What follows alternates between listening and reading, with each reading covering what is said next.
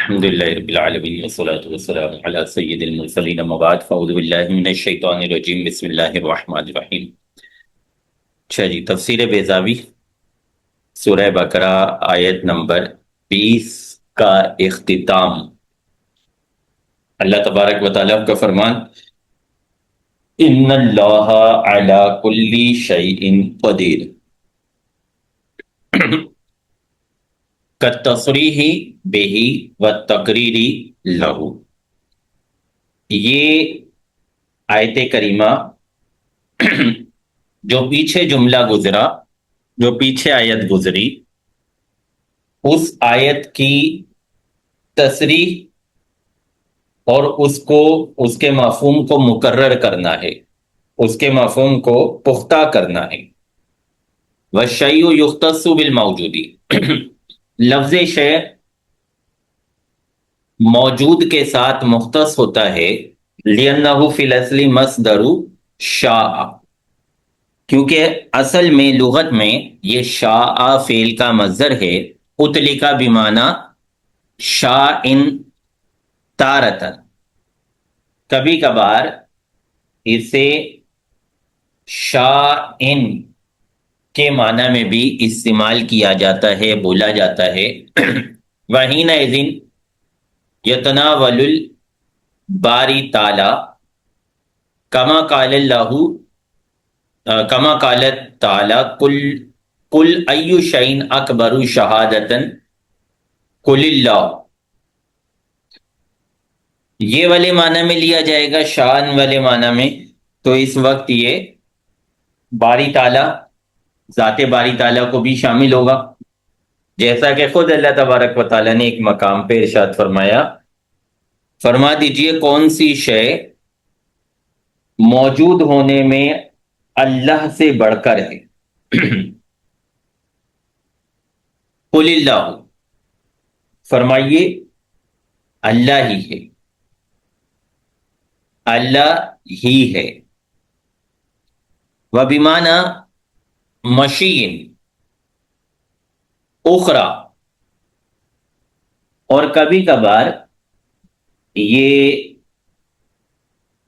مشیون کے معنی میں بھی آتا ہے، ای مشی وجودی ہی، یعنی جس کا وجود چاہا جائے، وما شاء اللہ وجودہ، یعنی جس کا اللہ وجود چاہتا ہو، جس کا اللہ نے وجود چاہا۔ فہو موجود فی الجملۃ، تو وہ موجود ہوگا فی الجملہ، وعلیہ قولہ، انہی معنی پر اللہ تبارک و تعالیٰ کے اس فرمان میں یہی معنی مراد ہیں، ان اللہ علی کل شیء قدیر و اللہ خالق کل شیء۔ فہما، تو یہ دونوں آیتیں علی عمومہما، اپنے عموم پر ہوں گی، بلا مثنویت، بغیر کسی استثناء کے۔ والمعتزلۃ لما قالوا، معتزلہ نے جب یہ بات کہی، جب یہ عقیدہ گڑا، الشیء ما یصح ان یوجد، شے وہ ہوتی ہے کہ درست ہو کہ وہ پائے جائے، جس کا پایا جانا، جس کی موجودگی صحیح قرار پائے۔ وَهُوَ يَعُمُّ الْواجِبَ وَالْمُمْكِنَ، تو یہ والا مفہوم، یہ والا معنی واجب اور ممکن دونوں کو عام ہوگا۔ او ما یصح ان یعلم ویخبر عنہ، یا پھر معتزلہ کے ایک گروہ نے یہ کہا کہ شے وہ ہے جس کے بارے میں صحیح ہوتا ہے کہ اسے معلوم کیا جائے یا اس کے متعلق کوئی خبر دی جائے. فَيَعُمُّ الْمُمْتَنِعَ أَيْضًا، ان معنی کے اعتبار سے لفظ شے یا مفہوم شے محال کو بھی عام ہو جائے گا. لازمہم التخصیص بالممکن فی الموضعین بدلیل العقل، لہذا معتزلہ نے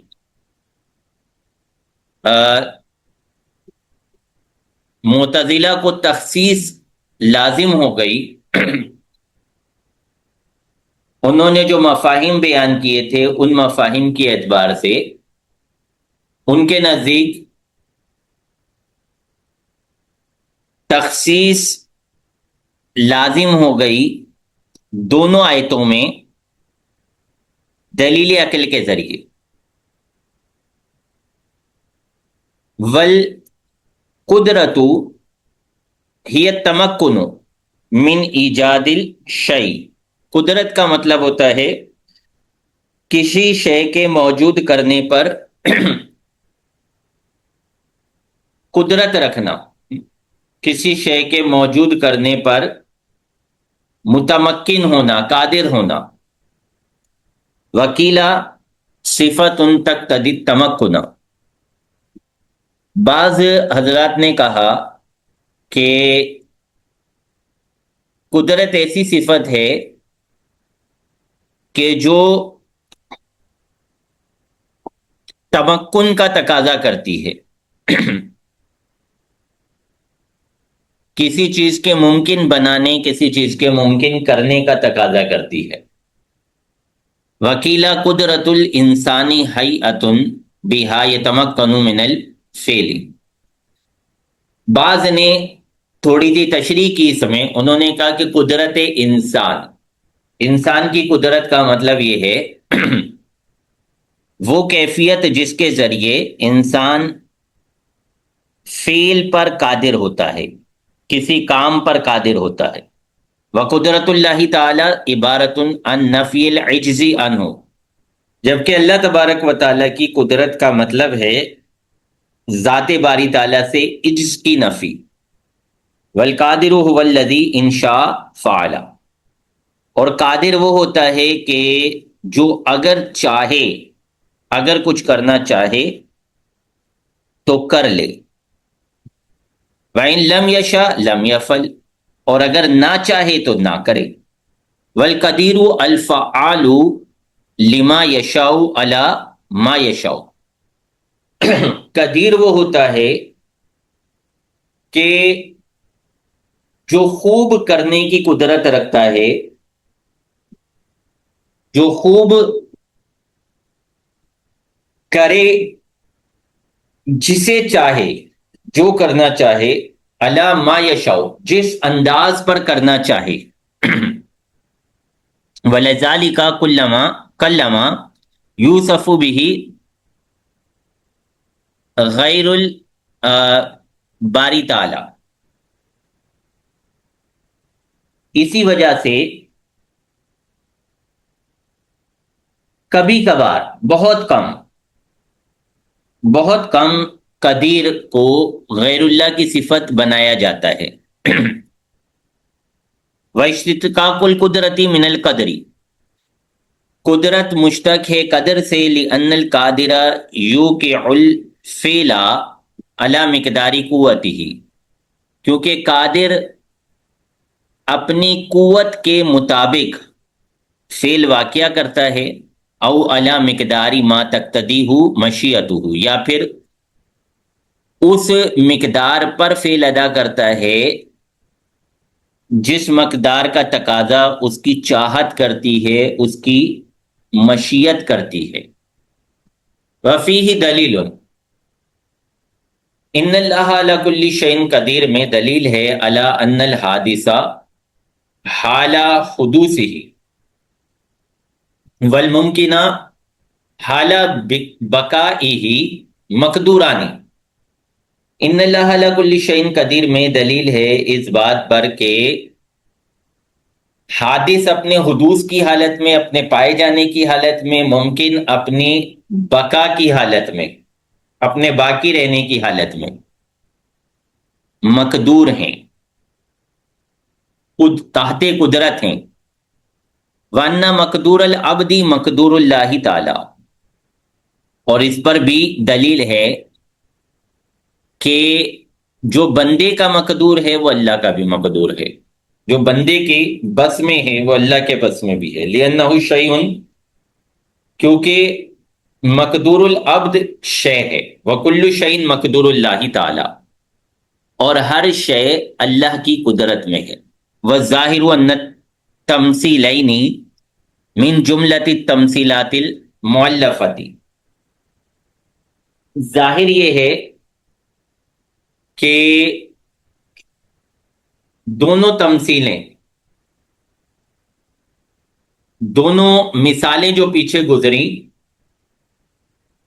ایک گزری تھی آگ جلانے والی اور ایک گزری تھی تیز بارش والی، دونوں تمثیلیں مرکب تمثیلوں، مؤلف تمثیلوں میں سے ہیں۔ وَهُوَ أَن تُشَبَّهَ كَيْفِيَّةٌ مُنْتَزِعَةٌ مِنْ مجموع۔ تمثیل مؤلف کیا ہوتی ہے، اس کی تعریف بیان کر رہے ہیں، وہ یہ ہوتی ہے کہ ایک ایسی کیفیت کہ جو لی گئی ہے، جو حاصل کی گئی ہے مجموعے سے، تدامت اجزاءہ وتلا سقط، ایسے مجموعے سے کہ جس کے اجزاء مل جل کر، اکٹھے ہو کر، جڑ کر ایک کیفیت بن گئے ہیں، حتی صارت شیئا واحدا، یہاں تک کہ وہ سارے مل کر، یہ سارا منظر مل کر ایک شے بن گیا ہے۔ اسے تشبیہ دی جاتی ہے بِأُخْرَى مِثْلِهَا، اسی طرح کی ایک دوسری شے سے۔ كَقَوْلِهِ، اس کی ایک مثال یہ بھی ہے اللہ تبارک و تعالیٰ کا فرمان، مَثَلُ الَّذِينَ حُمِّلُوا التَّوْرَاةَ، ان کی مثال جنہیں تورات دی گئی، ثُمَّ لَمْ يَحْمِلُوهَا، پھر انہوں نے اس پر عمل نہ کیا، اس پر کاربند نہ رہے، کَمَثَلِ الْحِمَارِ، گدھے جیسی ہے۔ فَإِنَّهُ تشبیہ حال الیہودی فی جہلہم، اس آیت مبارکہ میں یہودیوں کی اپنی جہالت میں جو حالت تھی، جو کیفیت تھی، اس کو تشبیہ دینا ہے بما معہم من التوراۃ، ان کے پاس تورات ہونے کے باوجود ان کی جو حالت تھی، ان کی جو کیفیت تھی، اس کا تشبیہ دینا ہے بحال الحماری، گدھے کی حالت سے، فی جہلہ، گدھے کی جہالت میں، بما یحمل من اسفار الحکمت، اس کے باوجود جو حکمت کا بوجھ، حکمت کی کتابوں کا بوجھ اس پر لدا ہوا ہے۔ والغرض منہما تمثیل حال المنافقین من الحیرۃ والشدۃ، دونوں تشبیہات سے، دونوں مثالوں سے غرض منافقین کی حیرت اور شدت میں، حیرت اور شدت میں حالت کی مثال دینا ہے، حالت کی کیفیت بیان کرنا ہے، بما یقع بدو من طفیت نارہ، اس شخص کے ساتھ جو جس کی آگ بجھ گئی، بعد ایقادھا، اس کے روشن کرنے کے بعد،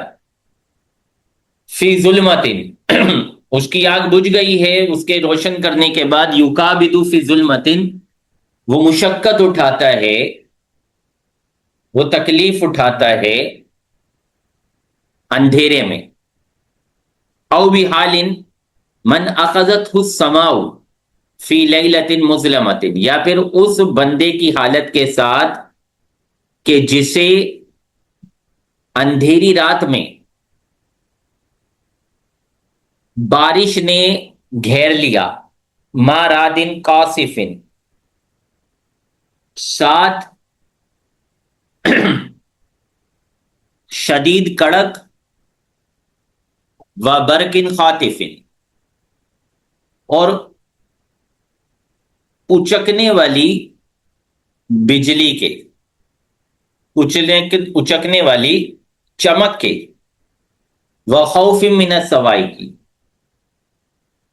اور جو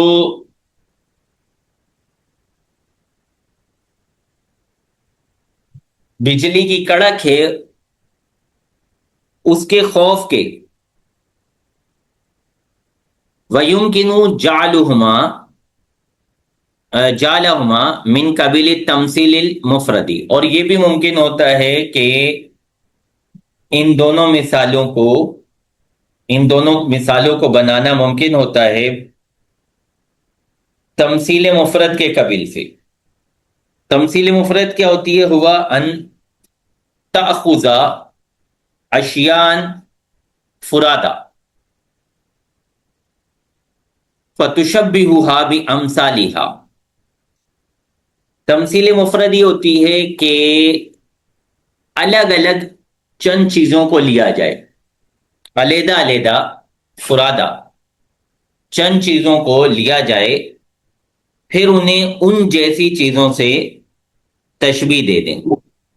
کا قولہ تعالیٰ، جیسا کہ اللہ تبارک و تعالیٰ کا فرمان، وما یستوی الاعمی والبصیر ولا الظلمات ولا النور ولا الظل ولا الحرور. اسی طرح قول امرائیل کیسی، امراء القیس نے بھی اس طرح کی ایک تشبیہ دی ہے جس میں اس نے چند چیزوں کو فردن فردن جمع کیا ہے، الگ الگ جمع کیا ہے. اچھا، اس میں وہ کیا کہتا ہے؟ کأن قلوب الطیر رطبا و یابسا، گویا کہ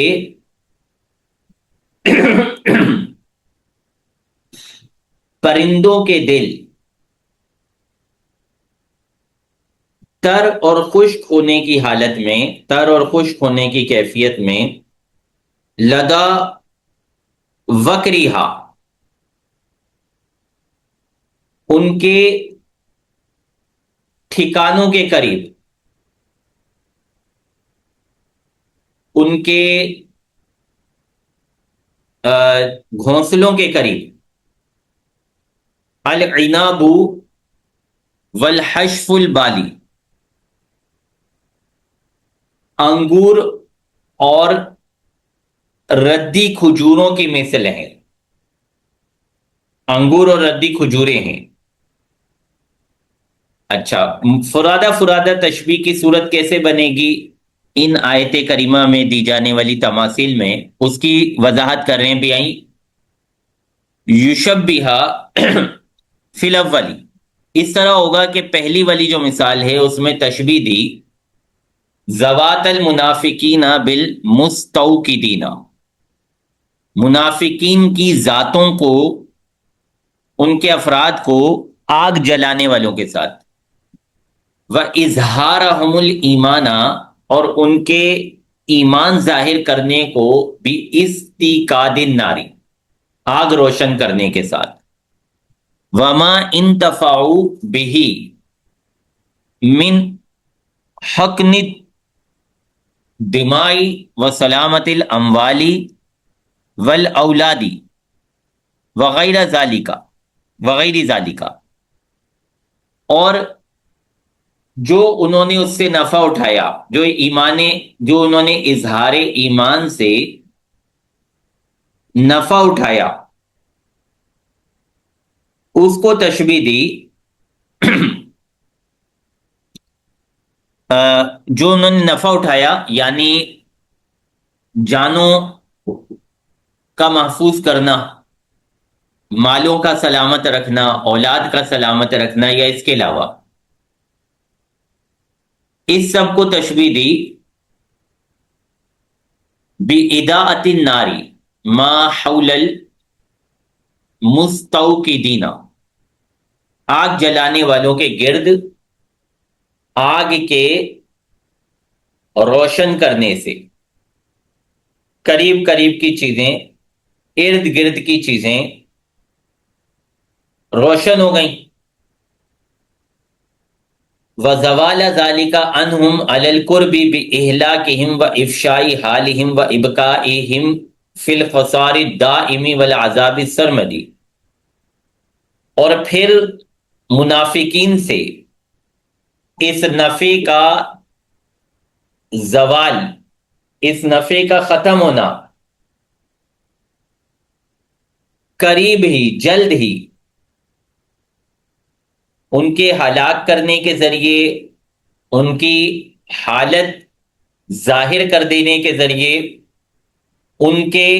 ہمیشہ والے خسارے میں، دائمی عذاب میں باقی رکھنے کے ساتھ اس کو تشبیہ دی بِإِطْفَاءِ نَارِهِمْ وَالذِّهَابِ بِنُورِهَا، ان کی آگ کے بجھا دینے سے اور آگ کے نور کے ختم ہو جانے سے. وفی ثانی، اور دوسری مثال میں فرادہ ایسے بنے گا انفسہم بی اصحاب الصیب، منافقین کی ذاتوں کو تشبیہ دی تیز بارش والوں کے ساتھ. وَإِيمَانَهُمُ الْمُخَالِطُ بِالْكُفْرِ وَالْخِدَاعِ، اور ان کے وہ ایمان جو کفر اور دھوکے کے ساتھ ملے ہوئے ہیں، ملاوٹ والے ہیں، ان کو تشبیہ دی بِصَيِّبٍ فِيهِ ظُلُمَاتٌ، ایک ایسی تیز بارش سے جس میں اندھیریاں ہیں، ورعد، کڑک ہے، وبرق، گرج ہے، وبرقن، اور چمک ہے، من حیث انہ وان کان نافعا فی نفسہ، اس حیثیت سے کہ اگرچہ یہ چیزیں فی نفسہ نفع بخش ہیں، لیکنہ لما وجد فی ہذہ الصورت، لیکن جب یہ چیزیں اس صورتحال میں، اس کیفیت میں پائی جائیں، عاد نفعہ ضرر، تو ان کا نفع نقصان میں بدل جاتا ہے، نقصان میں لوٹ جاتا ہے. وَنِفَاقَهُمْ حِذْرًا عَنْ نِکایاتِ الْمُؤْمِنِینَ، اور ان کے نفاق کو مومنین کے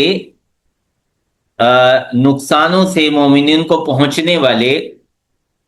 آلام سے، تکلیفوں سے بچتے ہوئے،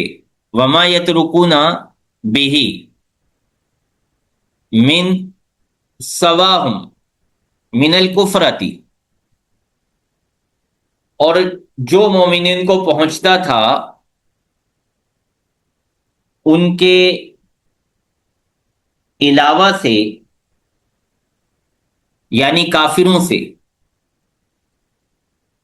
اس سے بچتے ہوئے ان کا جو نفاق تھا، اس نفاق کو تشبیہ دی بجعل الاصابع فی الاذان من الصواعق حذر الموت، کانوں میں انگلیاں ڈال لینے سے، گرج کی وجہ سے، موت کے خوف سے، من حیث انہ لا یرد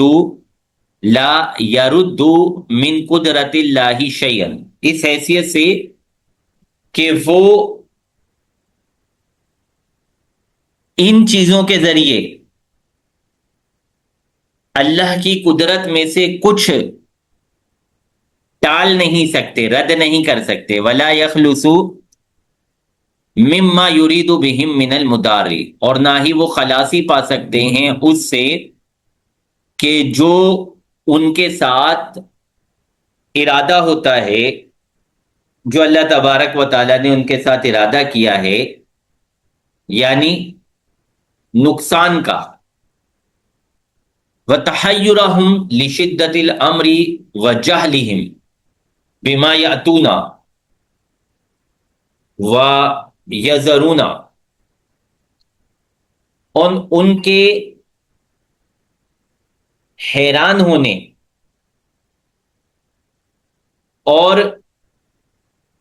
جاہل ہونے کو اس سے جو وہ کرتے ہیں، اور جسے یذرونا، جسے وہ چھوڑتے ہیں، اس کو تشبیہ دی بِأَنَّهُمْ كُلَّمَا صَادَفُوا مِنَ الْبَرْقِ خَفْقَةً انتهزوها فرصة ما خوف ان تخطف ابصارهم. اس کو تشبیہ دی اس سے کہ وہ جو سخت بارش والے ہیں، جب بھی چمک بجلی سے ملتے ہیں، خفقتاً کچھ روشنی ملتی ہے، کچھ روشنی پاتے ہیں، انتہزوہا وہ اسے غنیمت سمجھ لیتے ہیں، فرصتاً تھوڑی سی، ما خوفی ساتھ ہی ان کو یہ خوف بھی ہوتا ہے کہ ان تخطف ابصارہم، کہ ان کی بصارتوں کو چھین لیا جائے. فَخَطِفُوا خَطًا يَسِيرَةً، تو وہ تھوڑا سا 2 قدم چل لیتے ہیں، تھوڑا سا آگے بڑھ جاتے ہیں. ثُمَّ إِذَا خَفِيَ وَفَطَرَ لَمْعَانُهُ، اور جب وہ چمک مخفی ہو جاتی ہے، چھپ جاتی ہے، اور اس کی روشنی ماند پڑ جاتی ہے، بقو متقیدین، تو وہ قید کی کیفیت میں، بیڑیوں کی کیفیت میں باقی رہ جاتے ہیں. لا حراک لہم، ان کی کوئی حرکت نہیں رہتی، ان میں حرکت کرنے کی کوئی صلاحیت نہیں رہتی، کوئی گنجائش نہیں رہتی. یہ 2 طرح کی تشبیہات کی تفصیل ہو گئی. یا تو یہاں پہ تشبیہ مؤلف لے لی، اس کے ذریعے بھی تفصیل کر دی، یا پھر تشبیہ مفرد لے لی،